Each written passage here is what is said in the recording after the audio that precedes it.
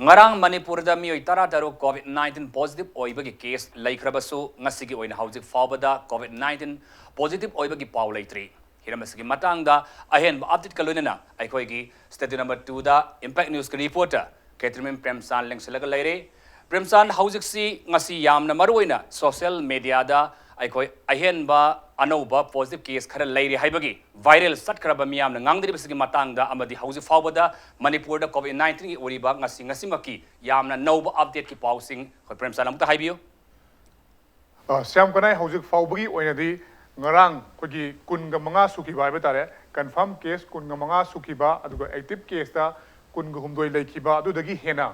anauba positive oibagi paw laite aduga aina hauzik paijari basi kogi ko Government of Manipur COVID-19 common control room dagi thadorok pachini hari bachi sigi matung inasu kogi ngasi numidang pung taruk makai fawbagi oina Manipur da tawkiba test sing asi loinamak kogi negative oiki aduga makhatana positive oibagi paw laite haibani aduga maruina social media gi tongan platform sing amadi tongan ba media form singna hairiba kogi wafam asigi matangda nauna positive ani masu oire haibagi paw si miyamna sanongrakpa si kogi impact news su thengnaja adubu thengnaja batugi matungina impact news su kogi lawbu yaba information sing tongan ba authority sing tongan ba lenga ki tongan ba department sing da koina jatuna amadi phone ni kuthangda hangbada su hariba information se laikidri aduga haujuk fawbada case kogi positive case ase punna confirm case da kunga manga lairiba hanagi haibadi ngarang fawbada legi badudagi ngasi su hongba laitri aduga kunga humdoi amana active case ni haibasi haujuk fawbagi report ni adubu makhatana test kaya amadi tawi haibagi paw lairi adubu hariba paw asidi test tuki report adu thangai singa lakla matamda khangba ngamgani samganai Premsan hauzik si Manipur da mapandagi leftana pusaliba mayam sida khoi mapungoi na Manipur government su makhoi bu yariba makai khoi COVID-19 gi test taunana bagi thaurang paikal sigi manungda nomada masing yamna jenims amasung rims ta khoi test tawgani haina lauthoki su leire adu ngasi si akhoi jenims ta na punna khoi kaya test tawkhibano adu rims ta na akhoi mioi kaya test tawkhibagi adu makhoi result singi matangda amta sugan haibi Siam konai ngasi si pung taruk makai fawbagi manungda phangba report ki matungina punna Manipur gi oina chaniga tarahumdoi test tawi hariba chaniga tarahumdoi asigi manungda rims ki BRDL da chamaga ahumni aduga jenims ki BRDL dana chamaga tarani hariba test khudimak loinamak negative oiki adubu kogi haujujimak lakliba miyam sigi hairodi test tawriba changasi khara makai didum namely adubu haujuk fawbagi oina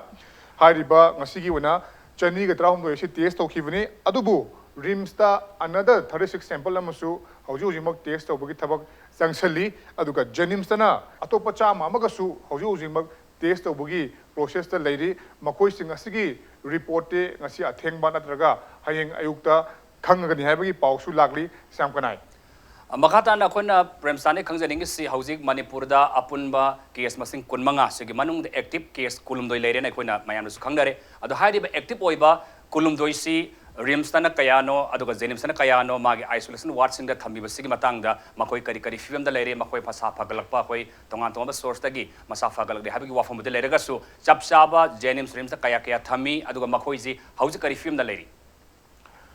Sam kanai kogi active oiriba kunga humdoi asigi manungda taraga mapan namadi jenims laibani aduga mari amana rims laibani hairiba patient loinama stable oiri adubu miyamna khwaidagi khangning liba si maruina kogi ngarang punna miyoi taraga taruk positive oibada yaukhiba numit kunga humdoi ni khata ngairiba angang adugi fibam kamai tawriba ge haibasi miyamna khangning ba wafam madi oiri adubu Jenims ki authority singa impact news ko paw phano jaba matamda hariba angang asisu stable oiri mahak mamadagi koi mabuk thakli aduga mangonda ka hena symptom utpune chingba amata leitri haidi aduga hariba singa sigi manungda jenims ta puna patient taraga mapan leiba sigi manungda covid ward ki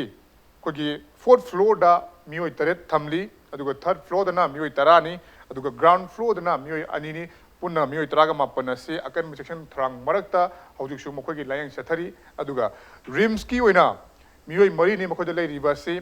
mioi mari asi loina mak stable oiri adubu khoi gi chahi humfu helaba ahal lama comorbid oiba habi tare tongan ba laina singsu leibana maram oiraga ꯃꯉꯣꯟꯗꯗꯤ ꯍꯦꯟꯅ ꯆꯦꯛꯁꯤꯟ ꯊꯧꯔꯥꯡ ꯂꯧꯔꯤ ꯑꯗꯨꯕꯨ ꯃꯁꯤꯗ ꯍꯦꯟꯅ ꯀꯥ ꯍꯦꯟꯅ ꯍꯦꯟꯖꯤꯟꯕ ꯃꯁꯤꯗ ꯑꯩꯈꯣꯏꯒꯤ ꯁꯤꯔꯤꯌꯁ ꯑꯣꯏꯁꯤꯟꯕ ꯑꯗꯨꯒ ꯇꯣꯉꯥꯟꯕ ꯁꯤꯝꯇꯣꯝ ꯂꯥꯛꯄꯅꯆꯤꯡꯕ ꯑꯁꯤꯒꯨꯝꯕꯗꯤ ꯀꯔꯤꯁꯨ ꯂꯩꯇ꯭ꯔꯤ ꯂꯣꯏꯅꯃꯛ ꯁ꯭ꯇꯦꯕꯜꯅꯤ ꯍꯥꯏꯔꯤ ꯑꯗꯨꯒ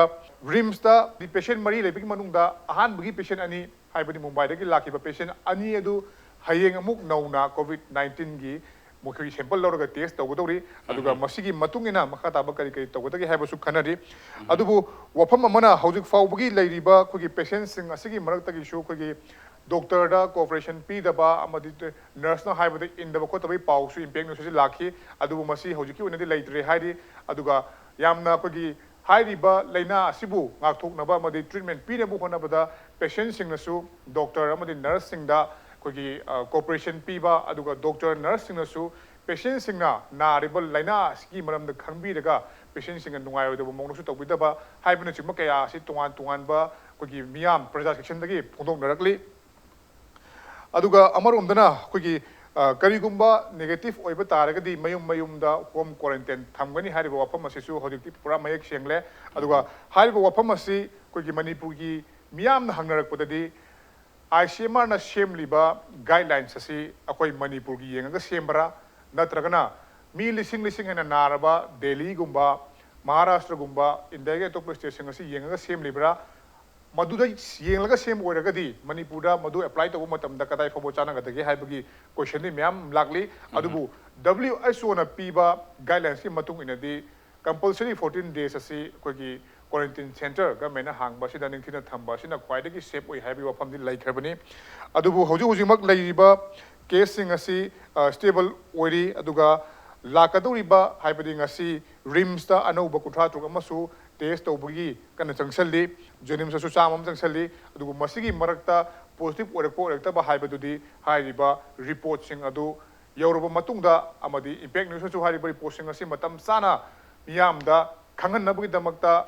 ꯑꯩꯈꯣꯏꯒꯤ ꯃꯇꯝ ꯂꯩꯕ ꯈꯤꯕꯤꯛꯇ ꯑꯞꯗꯦꯠ ꯑꯗꯨ ꯑꯩꯈꯣꯏꯅ ꯑꯗꯨꯝ ꯂꯧꯗꯨꯅ ꯂꯩꯖꯔꯤ ꯑꯗꯨꯒ ꯍꯦꯛ ꯐꯪꯕ ꯃꯇꯝꯗ ꯌꯥꯝꯅ ꯑꯦꯀ꯭ꯌꯨꯔꯦꯠ ꯑꯣꯏꯕ ꯑꯗꯨꯒ ꯌꯥꯝꯅꯁꯨ ꯊꯨꯅ ꯃꯤꯌꯥꯝꯗ ꯈꯪꯍꯟꯕ ꯉꯝꯅꯕ ꯍꯣꯠꯅꯖꯒꯦ ꯑꯗꯨꯒ ꯃꯈꯥ ꯇꯥꯕ ꯑꯩꯈꯣꯏꯒꯤ ꯄꯥꯎꯁꯤꯡꯒꯤꯗꯃꯛ ꯁ꯭ꯌꯥꯝ ꯀꯟꯍꯥꯏꯗ ꯁꯤꯟꯅꯖꯔꯤ